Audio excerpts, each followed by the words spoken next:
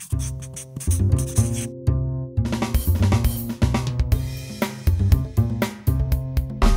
afternoon. Good afternoon. Is everyone awake? All right. Is everyone fired up and ready to go? All right. So my name's TomKalil, and I work for what I think is the coolest part of the White House because we get to work on the future. So we have people who work on robotics, the ability to not only read DNA, so the cost of sequencing the human genome has come down from $3 billion to rapidly approaching $1,000. But what happens when we have the ability to write DNA? What happens when we have the ability to design biological systems and use that to create the foundation for the bioeconomy? What happens when we have networks that can transmit trillions of bits per second? So these are examples of the issues that the Office of Science and Technology Policy gets to work on. And in the same way that the government began investing in what became the internet in 1969 and then supported the development of the first graphical web browser, which became the basis of Netscape, and the National Science Foundation supported a program called the Digital Library Initiative that supported two Stanford graduate students that you may have heard of, Larry and Sergey, who've done pretty well for themselves. OSTP is responsible for thinking about how do we create the right environment for the United States to be the scientific and technological leader in the world. And one of the initiatives that President Obama has launched is called Startup America. And it's all about continuing to make the United States the best place in the world to start a business and grow a business and create lots of jobs and wealth and economic growth and prosperity. And the reason that the president is focused on these issues is that high-growth entrepreneurs are responsible for all of the net job creation in the United States. That's number one. Number two, the ability to create new businesses is really a unique area of strength for America because we have 17 of the top 20 research universities. We have entrepreneurial hotspots in Northern California, Southern California, Research Triangle Park, Route 128, and we have a culture that encourages risk-taking and tolerates failure. And that's very important. So what are we doing? We really have a three-part strategy. One is what can we do working with the Congress to pass legislation that will improve the environment for high-growth entrepreneurship. So the president, when he talked about his Jobs Act, said, if the Congress passes legislation that will make it easier for high-growth entrepreneurs to raise capital, then I will sign it. And we were able to work with Congress on a bipartisan basis, Democrats and Republicans, to pass legislation that creates a legal framework for crowdfunding, which was previously illegal, for equity crowdfunding, number one. Number two, to create an IPO on-ramp so that companies that were going public, there was less regulation in terms of things like Sarbanes-Oxley 404B that was making it more expensive for companies to go public. And finally, increasing the size of mini public offerings from 5 million to 50 million. So that's legislation that the president signed earlier this year. And I think that it is going to make it easier for entrepreneurs to raise money and to go public. The second track is what the administration can do that does not require legislation. So we have, the federal government invests $140 billion a year in research and development.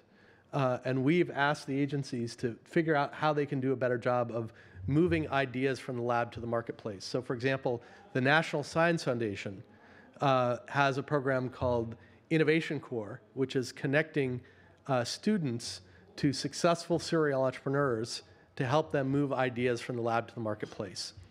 The Department of Education moved forward on a program that we call pay as you earn. So one of the things that deters young people from starting their own business is that they have student loans. So there's a lot of pressure for them, to go work in a business where they can be guaranteed that they're going to make enough to pay back their student debt. And so, they might be more attracted to go into the financial sector or to management consulting.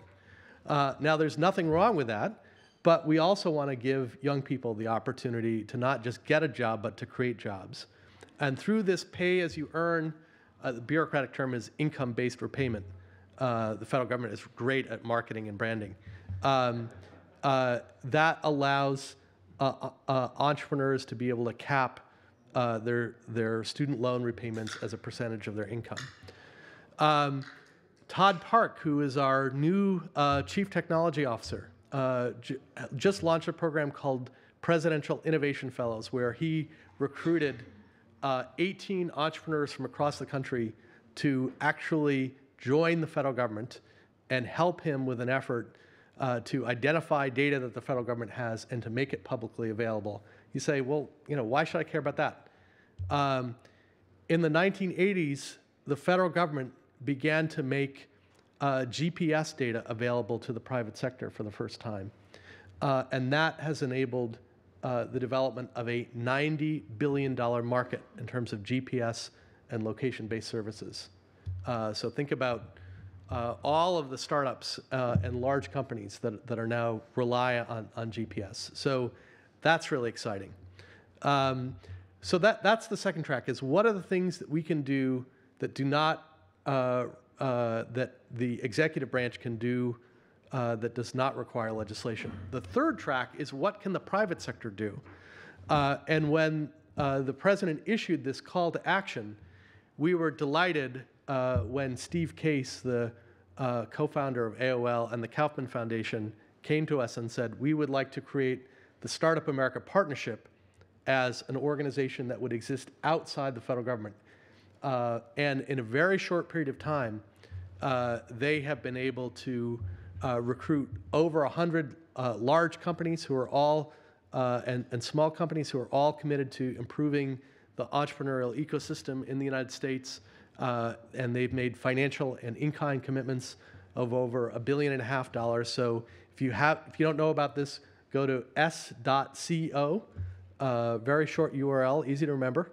And not only that, they have worked with entrepreneurs all over the country to create Startup America regions in 28 states. And there's a lot of really cool stuff that is happening, not just in Northern California, but in Kentucky and Iowa and states across the country that are working together to improve the entrepreneurial ecosystem. One of the things that the White House can do is to convene. The president can issue a call to action, and we can bring together Fortune 500 companies and serial entrepreneurs and governors and mayors and university presidents and philanthropists and nonprofit organizations, and ask them what they are prepared to do to continue to make the United States the best place to start a business and to grow a business. And I welcome your ideas about how we can continue to work together to build on the success of the Startup America initiative. And I also want to introduce Doug Rand. Doug, if you could stand, wave. Doug has been doing fantastic work. He's an entrepreneur himself and has been doing great work. So when people bring us issues, Doug gets to work on it, and working with colleagues across the federal government, the Treasury Department, the Small Business Administration, which has been doing a fantastic job in terms of expanding access to capital and increasing support for entrepreneurship, education, and mentorship programs. So we want you to know that administration remains committed to this, and we welcome your ideas about what concretely we can do so that the United States remains the best place in the world to be an entrepreneur. Thank you very much.